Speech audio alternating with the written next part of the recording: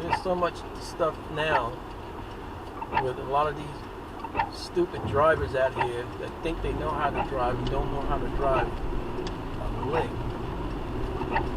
Tailgating, constantly switching lanes and thinking that just because they put their signal on, they got the right of way to jump in front of you.